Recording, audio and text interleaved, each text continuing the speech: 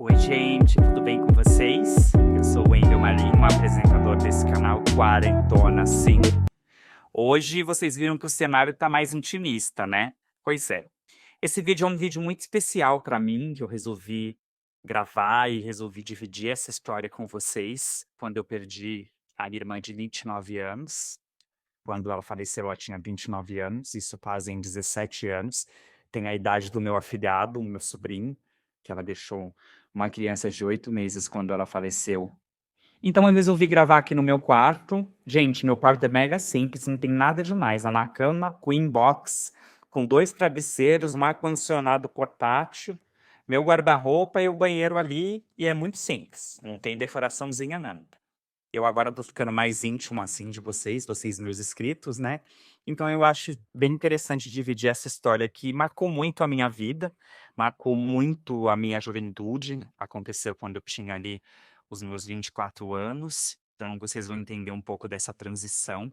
Quem assistiu a minha entrevista com a Daniela Cândido vai linkar todas as histórias e todos os vídeos que eu tenho colocado aqui e vão cada vez mais entender a maneira que eu penso, a maneira como eu vivo, a maneira como eu me relaciono com as pessoas. Então, vamos lá? Vamos parar de enrolação? Solta a vinheta.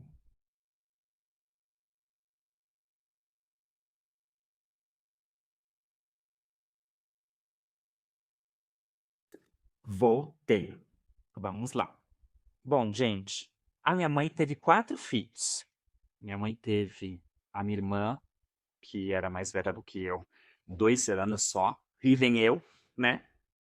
Depois tem o meu irmão, eu tenho um irmão que mora com a minha mãe. Ele quase nunca aparece em foto, quase nunca aparece em nada, ele sofre de uma depressão bem complicada. É uma outra história que um dia eu conto para vocês. E eu tenho a minha irmã mais nova, que tem 27 anos. Ela mora com a minha mãe também. Desses 4 filhos, a minha irmã mais velha casou, né? Ela chegou a casar, teve a sua primeira filha, que é a Stephanie. Então, o meu sobrinho, que se chama Rafael, ele tem uma irmã, a Stephanie, que foi a primeira filha, né, do casamento. Na primeira gestação da minha irmã, a gestação da Stephanie, a minha irmã fez todo o pré-natal, tranquilo, tudo bonitinho. Eu acompanhei toda a gravidez, sempre visitava a minha irmã. Comprava as vitaminas, né, de gravidez da minha irmã, ia lá, já começava a comprar fraldas, então eu fui meio que um tio babão no começo. Bom, a minha sobrinha nasceu, a Stephanie, mas ela não dava a mínima para mim. Até hoje eu não tenho uma relação muito próxima da Stephanie, como eu tenho com o Rafael, que é o irmão da Stephanie, né? Nessa gravidez da Stephanie, nessa gravidez da minha sobrinha, a minha irmã já teve algumas complicaçõezinhas com relação ao parto, mas correu tudo bem. E ela também tinha feito alguns exames que tinham acusado algumas coisas, algumas situações ali que ela não quis compartilhar com a gente na época. Bom, tempo passou, a Stephanie cresceu e a minha irmã ficou grávida de uma outra criança.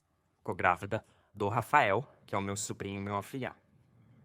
A gravidez da minha irmã correu assim, super tranquila. Super numa boa mesmo. Fiz o mesmo processo. Comprava todas as vitaminas de gravidez, sempre me tava como é que estava o acompanhamento de pré-natal. Comprava já também as fraldas, né? A gente ia armazenando fraldas. E, inclusive, acontecia algumas situações mágicas, né? Que toda vez que eu chegava na casa da minha irmã para visitar ela, a barriga dela mexia. Então, o Rafael já meio que identificava a minha voz. O pai era presente, né? Mas era um casamento meio que sem muita parceria, né? O casamento da minha irmã com o meu cunhado não era aquele casamento parceiro, sabe? Eu também não me aprofundava muito de como ia o casamento desse. Não gostava do meu cunhado, nunca gostei, não gosto até hoje. Mas respeito, é o pai do meu sobrinho e tá tudo certo. Mas não é sobre ele que eu quero falar. Então, todas as vezes que eu chegava na casa da minha irmã pra visitar ela, falava como é que ela estava, se ela estava bem, ela sempre falava que estava bem. O Rafael sempre mexia na barriga, já identificava a minha voz.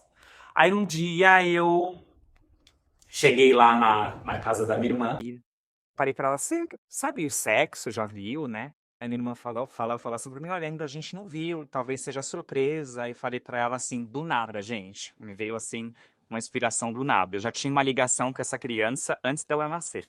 Eu falei: "Vai ser um menino e vai ser meu".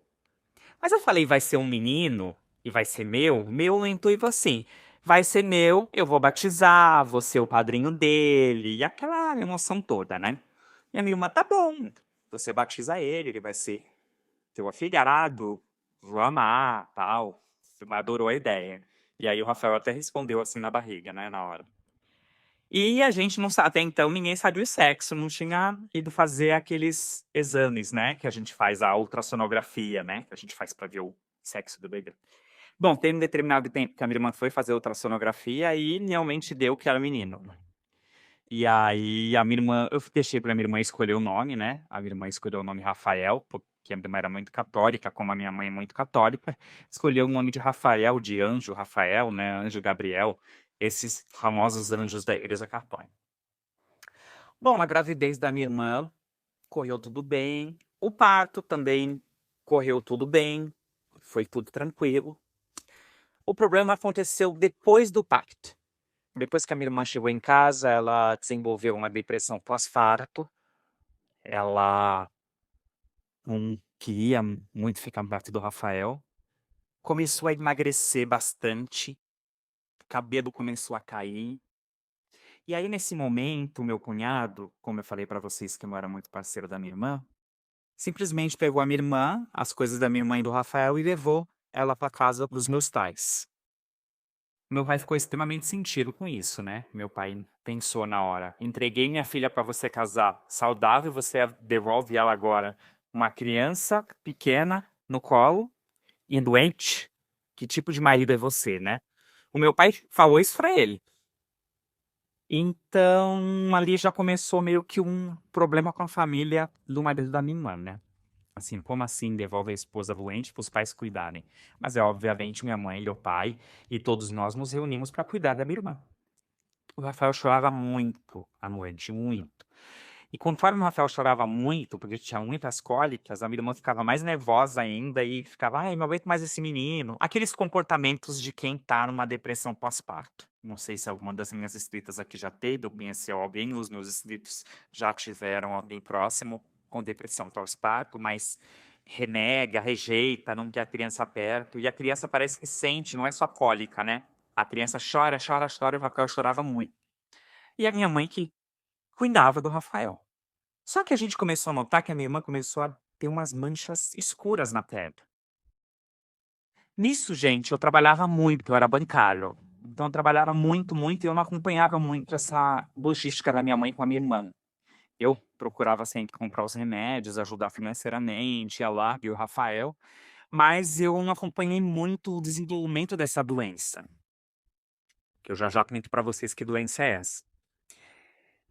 Nessa transição da minha irmã vir morar com a minha mãe, porque ela ficou doente, eu estava fazendo a minha transição de morar sozinho.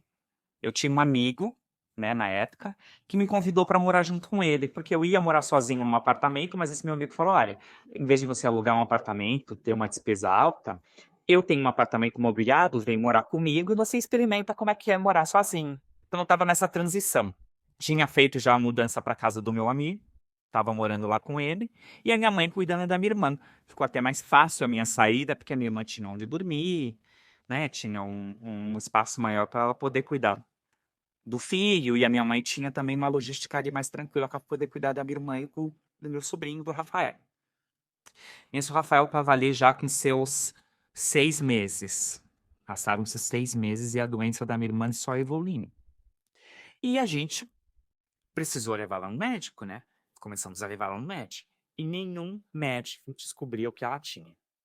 Porque na verdade, gente, um dos médicos dela, quando ela tinha tido a minha sobrinha, a Stephanie, já tinha falado para ela que ela tinha uma grande chance de desenvolver lúpus. Só que ela deixou para lá, né. Não fez determinados exames específicos, mas que você precisa fazer para poder diagnosticar que você tem lúpus, então um exame específico, um médico específico. Então a minha irmã não contou pra gente. Então a gente levava ela em vários médicos, os médicos nunca descobriam o que era. Aí passou o 7º mês, e aí a gente nada, eu levei a minha irmã em terreiro de candomblé, pra minha irmã tomar passe. A gente colocava o nome da minha irmã em grupo de oração católica. Enfim, a gente tentou várias coisas espirituais. Uma das coisas que funcionou na época, bastante gente, foi eu ter levado ela no terreiro de candomblé. Já era adepto na época à religião candomblé, então levei a minha irmã para tomar um passe, para tirar um chamado ebó. E foi quando ela tirou esse ebó, um dos médicos que nós tínhamos já levado ela teve um insight. Passou assim na cabeça dele: ela tá com lupus. Isso já estava no 8º mês. O Rafael já tinha 8 meses de idade. E aí a minha irmã foi internada. O médico resolveu deixar ela internada para fazer o tratamento, para poder medicar. Só que o médico não tinha constatado ainda que a evolução do lúpus já estava muito grande. Muito, muito, muito. E quando a minha irmã foi internada, ela já foi internada às pressas com falta de ar. Mas aí chegando no hospital, conseguiram estabilizar, deixaram ela bem. E ela teve uma super melhora, uma súbita melhora. E aí eu fui buscar ela no hospital com a minha mãe, era meio que. Era novembro já, então já estava os preparativos para o Natal. Era final de outubro, perto de novembro. Especificamente no dia 1 de novembro, gente. No dia 1 de novembro a gente foi buscar ela no hospital, ela estava super bem. Aí eu perguntei para ela o que ela queria comer, se ela queria comer alguma coisa gostosa, que seria interessante, já que ela melhorou. E aí ela falou que queria comer aquele sorvete de panetone. Quem tem mais de 40 anos sabe. Tinha um sorvete da Kibon de creme com frutas cristalizadas, sabor panetone. Era uma delícia. E a minha irmã queria muito comer esse sorvete. Então, eu comprei o sorvete que ela gostava, comprei os biscoitos que ela gostava. E aquele dia, né, 1º de novembro, ela passou super bem, comeu e foi dormir. E eu fui para casa. Nisso, meu amigo que morava comigo, ele falou para mim assim: Marinho, me empresta teu carro, porque meu carro tá difícil para sair da garagem. Eu falei: tudo bem. Dei meu carro pra eles e fui dormir. Na época eu tinha um namorado, né, tinha um namorado, chamava Marcelo, e o Marcelo a gente foi dormir, foi ficar junto pra assistir filme. Na verdade eu e Marcelo alugamos uns filmes e fomos assistir filme. E aí a gente começou a assistir nosso filme, era por volta ali de mais ou menos 11 horas da noite, por aí. Meu amigo tinha ido pra balada dele, né, ido com o meu carro, e aí meu celular toca. A minha mãe desesperada, dizendo que a minha irmã estava passando mal. E aí aquele corre-corre, liguei pro meu amigo, falei: "Você precisa voltar, porque eu preciso do meu carro para levar minha irmã no hospital". Eu peguei meu carro, fui direto para casa da minha mãe, cheguei lá, minha irmã estava passando mal, já sendo atendida pela ambulância, aquela falta de ar, aquela falta de ar. E aí já entrou meia-noite, né, já entramos no dia 2 de novembro, que era dia de finados, dia dos mortos. E a minha irmã estava passando muito mal no pronto-socorro e a gente não sabia o que fazer. Nessa época eu já era amigo da Celine, né? Nessa época eu já entrei em contato com a Celine, perguntei se ela me emprestava dinheiro para levar minha irmã daquele hospital, porque ela estava no hospital público. A Celine falou: sim, remove ela daí, eu pago o que for, vamos ajudar ela. A Celine foi super amiga. Mas quando eu abri a porta de onde ela estava entubada, ela começou a passar mal, começou a respirar, respirar, respirar, respirar forte, começou a ficar roxa, e os médicos tentando ali conter ela, tentando entubar ela de um jeito mais, né, mais eficaz para ela poder sobreviver. E ela só olhava para mim assim, segurava a minha mão e falava: meus filhos, meus filhos. Aí eu falava: calma, calma, eu vou cuidar das crianças. E aí ela deu aquele último suspiro. E aí, gente, ela ficou o peito, a cor dela ficou escura. E ela morreu ali na minha frente, com insuficiência respiratória. Vinda do lúpus, né? O lúpus já tinha tomado conta de todo o corpo dela. Esse tempo todo ela não tinha feito tratamento. E aí a minha irmã faleceu no dia 2 de novembro. Foi o mais difícil, foi contar para minha mãe, gente.